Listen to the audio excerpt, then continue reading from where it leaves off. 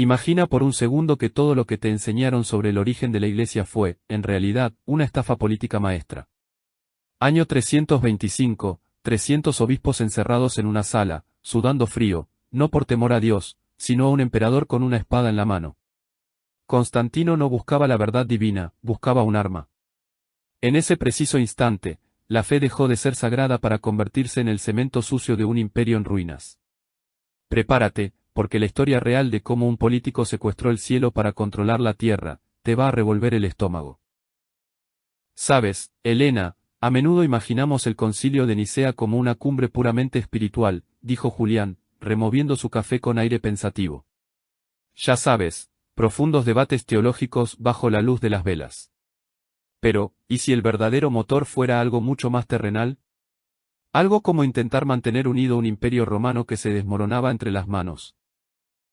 Helena levantó la vista de sus notas, intrigada. Es definitivamente la perspectiva hacia la que apuntan los documentos que me pasaste. Estamos hablando de principios del siglo IV. El imperio era un caos, inestable. Había un desorden teológico absoluto, una población dividida, y en medio de todo eso, el emperador Constantino. Un operador político muy astuto. Exacto, asintió Julián. Sus objetivos políticos estaban profundamente entrelazados con el desarrollo de la doctrina cristiana. Es fascinante pensar que puntos teológicos abstractos pudieran causar grietas sociales y políticas tan enormes. Grietas que Constantino no podía permitirse. Necesitaba estabilidad. Así que nuestra misión hoy es desentrañar esa conexión, el impulso de Constantino por la unidad y cómo eso dirigió el cristianismo primitivo. Ver la estrategia detrás de lo sagrado. Bien, volvamos al escenario, propuso ella. El Imperio Romano a principios del siglo IV. Un desastre, ¿verdad? Una fragmentación real. Políticamente, tenías diferentes facciones luchando por el poder. Y sobre eso, una discordia teológica significativa dividiendo comunidades enteras según líneas religiosas. Era un polvorín. Y Constantino, ambicioso como era, vio ese caos y pensó, oportunidad. Esa es la palabra clave. Era sagaz. Observó el panorama y buscó ventajas. ¿Y cómo encaja el cristianismo ahí?, preguntó Helena. Aún no era la religión oficial, pero estaba creciendo. Era una fuerza significativa y en expansión. Especialmente entre los grupos marginados, esclavos, pobres, mujeres. Ofrecía comunidad, esperanza, pertenencia. Pero, y esto es crucial, no era monolítico. Estaba dividido internamente. Lo que nos lleva a la controversia arriana. Suena bastante grave. ¿Cuál era el problema central? Julián se inclinó hacia adelante, bajando la voz como si compartiera un secreto de Estado. Fundamentalmente, se trataba de la naturaleza de Jesucristo. Era divino de la misma manera que Dios Padre, coeterno. O era, como argumentaba Arrio, la primera y mayor de las creaciones de Dios, pero aún así un ser creado y, por tanto, subordinado al Padre. Vaya. No es una diferencia menor. En absoluto. Tenías figuras como Alejandro de Alejandría, y más tarde Atanasio, argumentando ferozmente por la plena divinidad de Cristo, su igualdad con el Padre. Y no eran solo discusiones de seminario, importaban en la calle. Estas visiones diferentes creaban facciones, divisiones reales en ciudades y regiones. Y estas facciones podían traducirse fácilmente en lealtades políticas. Para un emperador que intentaba pegar los trozos del imperio, eso era una pesadilla. Entra Constantino, dijo Helena. La historia tradicional habla de una gran experiencia de conversión, ¿no? La visión de la cruz y todo eso. Esa es la narrativa tradicional, sí. Pero el edicto de Milán en el 313, legalizando el cristianismo, las fuentes sugieren que fue más pragmático. Legalizar el cristianismo fue política inteligente. Era un grupo demográfico grande y tal vez no siempre alineado con los emperadores anteriores. Poner fin a la persecución y otorgar estatus legal era una forma de ganar su apoyo potencialmente, de traer a este grupo significativo a su rincón. Parece un movimiento calculado para consolidar el poder. Así que, dejando de lado su fe personal, tal vez el motor principal fue la necesidad política. Su enfoque principal era consolidar su gobierno, confirmó Julián. La armonía teológica no era solo deseable, se estaba convirtiendo en una necesidad política para la unidad imperial. Esas peleas internas de la Iglesia eran desestabilizadoras. Lo que lógicamente nos lleva directamente a Nicea, año 325. Esto no fue solo un grupo de obispos reuniéndose por gusto. Fue la solución de Constantino. Parece mucho su estrategia para imponer orden. Sí. Lo convocó específicamente porque la disputa arriana se le estaba yendo de las manos. Y la elección de Nicea. Estratégica. Ubicada en un lugar accesible, convocando a más de 300 obispos, eso envía un mensaje. Esto era un asunto importante. Y él no solo envió invitaciones, estuvo allí, en medio de todo. No como teólogo decidiendo puntos finos, sino como mediador, como supervisor. Su objetivo era la unidad, un acuerdo, una resolución que acallara la discordia y fortaleciera el imperio. Vio el poder de un frente religioso unificado. Bien, dijo Helena, retomando el hilo. Volvamos al debate en sí en Nicea. Arrio, Cristo creado, subordinado. Alejandro y Atanasio, Cristo plenamente divino, coigual. ¿Cómo se desarrolló esto políticamente en el concilio? Bueno, tenías estos campos teológicos opuestos, pero como dijimos, a menudo representaban o eran apoyados por diferentes facciones regionales o incluso figuras políticas. Constantino necesitaba un resultado y empujó hacia un lado. Finalmente, apoyó la posición antiarriana. La condena del arrianismo y la formulación del credo de Nicea, afirmando la divinidad de Cristo, consustancial con el Padre. Ese fue el término clave, ¿verdad? Asterisco homoousios. Exacto. Fue una victoria política tanto como teológica. Definió la creencia correcta respaldada por el poder imperial. Así que el credo no era solo sobre fe. Era sobre trazar líneas, marginar la disidencia. Precisamente, dijo Julián, señalando con el dedo para enfatizar su punto. El objetivo era imponer la conformidad. Si no firmabas, estabas fuera. Era una herramienta para crear una iglesia más unificada y controlable, alineada con los intereses imperiales. Y al presidirlo, añadió Helena, completando el pensamiento, Constantino básicamente reclamó la autoridad suprema sobre la iglesia, ¿no? Desdibujando significativamente las líneas entre la fe y el Estado. Absolutamente. Ese es un punto crucial en las fuentes. Se posicionó como el árbitro de la verdad religiosa. Efectivamente, sentó un precedente poderoso para el cristianismo imperial, este entrelazamiento del poder religioso y estatal. Helena frunció el ceño, pensativa. Pero la unidad no se logró de la noche a la mañana, ¿o sí? ¿Qué pasó con los que todavía discrepaban después de Nicea? Bueno, el credo de Nicea se convirtió en el estándar oficial, pero también creó la categoría de hereje de una manera nueva y temible. Aquellos que se aferraban a las opiniones arrianas u otras ideas disidentes enfrentaban consecuencias reales. Exilio, condena. El propio Arrio fue desterrado. La unidad que Constantino quería se impuso, al menos oficialmente, suprimiendo otras voces. Construyó una jerarquía, ¿no es así? Reflexionó ella. Una estructura eclesiástica que reflejaba el poder imperial. Muchísimo. Más centralizada, más alineada con el Estado. Pero, espera, interrumpió Helena, revisando sus notas. ¿No vaciló el propio Constantino sobre Arrio más tarde? Leí en alguna parte que permitió su regreso. Sí, su pragmatismo continuó. El arrianismo seguía siendo muy popular, especialmente en el este. Ah, claro. Alienar a una gran parte del imperio tampoco era buena política. Exacto. Así que, más tarde en su reinado, pareció suavizar su postura, permitió que Arrio regresara del exilio e incluso presionó para su reinstalación. No fue probablemente un cambio de corazón teológico, sino una maniobra para mantener el control, para mantener el imperio estable, incluso si eso significaba tolerar la visión que había condenado previamente. Ciertamente lo parece. La teología seguía siendo una herramienta para la gestión imperial. Julián se recostó en la silla y miró por la ventana un momento antes de continuar. Más allá de la doctrina, Constantino también usó, bueno, dinero y ladrillos. La construcción de iglesias. Oh, sí. Financió masivamente grandes templos, como las basílicas en Roma o la iglesia del Santo Sepulcro en Jerusalén. Estas eran enormes declaraciones públicas. ¿Declaraciones de qué? Piedad.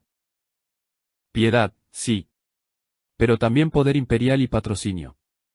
Vinculaba visualmente su autoridad a esta fe cada vez más importante, haciendo el cristianismo visible, prestigioso.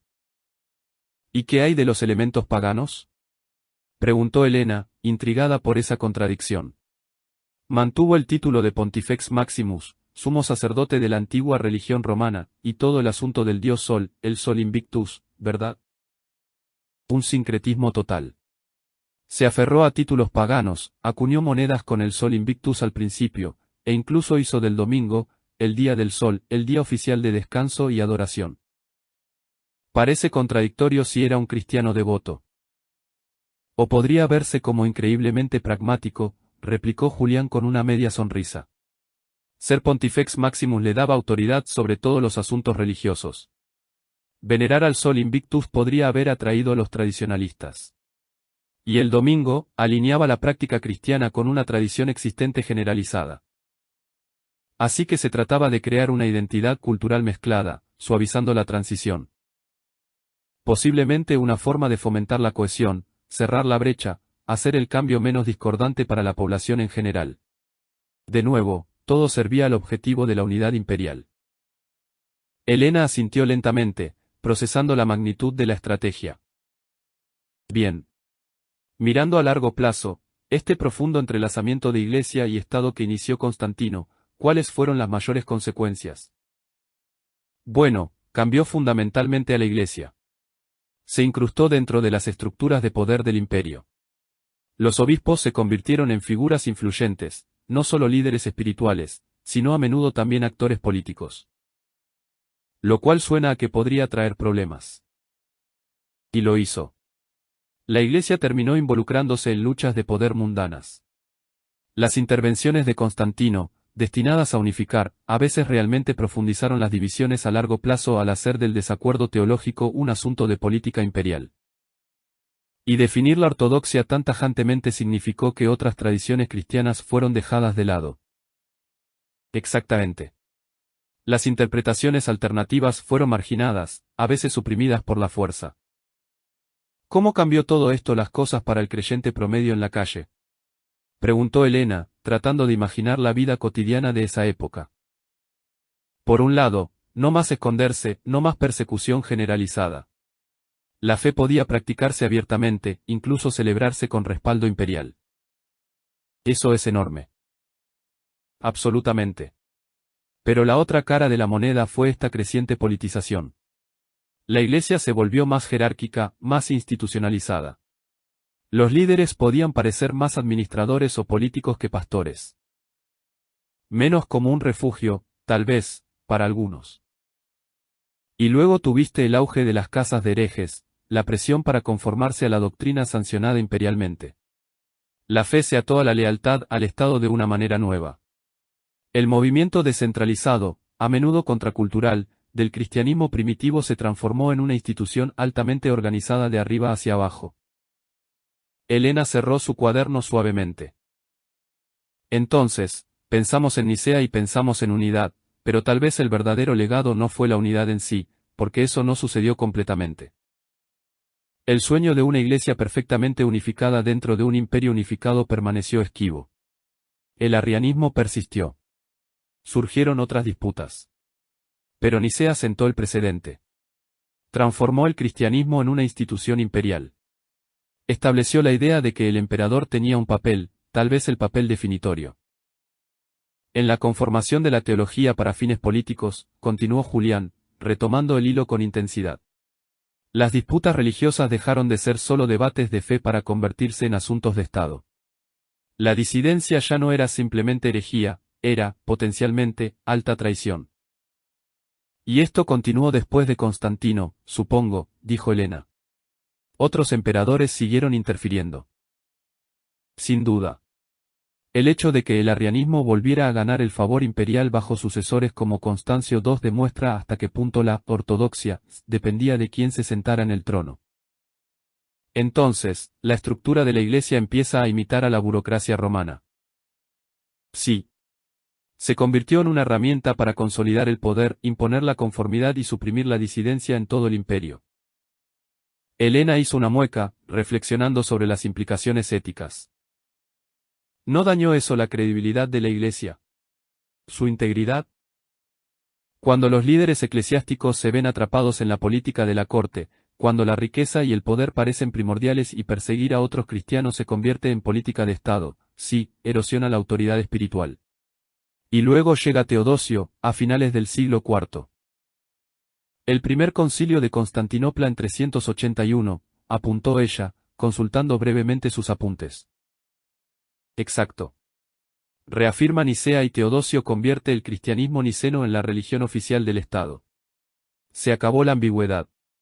Fue la culminación de un proceso, de tolerada a favorecida, y finalmente a obligatoria. Un acto completamente político que solidificó el papel de la Iglesia dentro de la estructura imperial. Mirando el panorama general, la caída de Roma, jugó un papel este cristianismo politizado. ¿Cómo moldeó lo que vino después? Julián se encogió de hombros ligeramente, sopesando la respuesta. El dogma rígido y la jerarquía reemplazaron parte de la inclusividad anterior. La Iglesia, que alguna vez fue una fuerza contra el poder imperial, quedó profundamente atada a él. Algunos historiadores argumentan que estos conflictos religiosos internos, exacerbados por la intromisión política, añadieron tensión a un imperio que ya se resquebrajaba. Pero también sobrevivió a la caída del imperio en Occidente, ¿no? Lo hizo. Y esa es quizás la ironía definitiva de la estrategia de Constantino. Precisamente. Al incrustar a la Iglesia dentro del marco imperial, aseguró su supervivencia y fortaleza institucional. Cuando Roma colapsó en Occidente, la estructura de la Iglesia seguía en pie. Los obispos a menudo asumieron roles de liderazgo ante el vacío de poder. Se convirtió en la gran institución de continuidad, preservando la alfabetización, la ley, la administración. Sus doctrinas, martilladas en concilios como Nicea, influyeron en las leyes de los nuevos reinos bárbaros. Así que el legado de Nicea no es solo teológico, concluyó Helena, es estructural, político. Dio forma a Europa. Absolutamente. Estableció a la Iglesia como una institución entrelazada con el poder, un modelo que dominó durante siglos. Piensa en la inmensa riqueza e influencia política de la Iglesia medieval, los obispos actuando como señores feudales, la idea misma de la cristiandad. Incluso conflictos posteriores, como el gran cisma entre Oriente y Occidente o la Reforma, tienen raíces que se pueden rastrear hasta aquí. La división este-oeste ciertamente tuvo dimensiones políticas y culturales junto con las teológicas, añadió ella. Y la Reforma fue, en muchos sentidos, una reacción contra esa corrupción percibida y la politización del sistema eclesiástico que había evolucionado durante siglos. Un sistema cuyos cimientos se pusieron, discutiblemente, en tiempos de Constantino. Es material potente, murmuró Helena, cerrando su cuaderno. Nicea no fue solo sobre definir la divinidad de Cristo. Fue una clase magistral sobre cómo la ambición humana, la necesidad política y la creencia religiosa pueden cruzarse y remodelar el mundo. Demostró cuán potente puede ser la religión como herramienta de control político. Y resalta esa tensión constante, ¿no crees?, entre los ideales de fe y unidad y las desordenadas realidades del poder. Julián terminó su café y la miró fijamente, con una expresión seria. Constantemente, el legado de Nicea nos obliga a pensar en cómo esa relación entre religión y política sigue desarrollándose incluso hoy. Entonces, para cerrar esto, dijo Helena, recogiendo sus cosas, la gran conclusión es que el concilio de Nicea, aunque fundamental para la doctrina cristiana, fue quizás aún más significativo como una maniobra política de Constantino. Un movimiento calculado para unificar su imperio unificando su religión emergente. Exacto. Mirar más allá del marco puramente religioso, como nos obligan a hacer estas fuentes, revela una historia mucho más compleja y quizás sorprendente de estrategia y arte de gobernar dando forma a la fe. Definitivamente te da una lente diferente. Y tal vez un pensamiento final para llevarnos a casa, sugirió Julián mientras se levantaban de la mesa, considera ese entrelazamiento, esa mezcla histórica de creencia religiosa y poder político crudo que vimos en Nicea. ¿Cómo resuena eso hoy? ¿Dónde vemos esas líneas desdibujándose ahora? ¿Y qué sucede cuando lo hacen? Helena asintió, dejando la pregunta flotando en el aire mientras salían del café hacia la tarde soleada. Algo en lo que pensar, sin duda.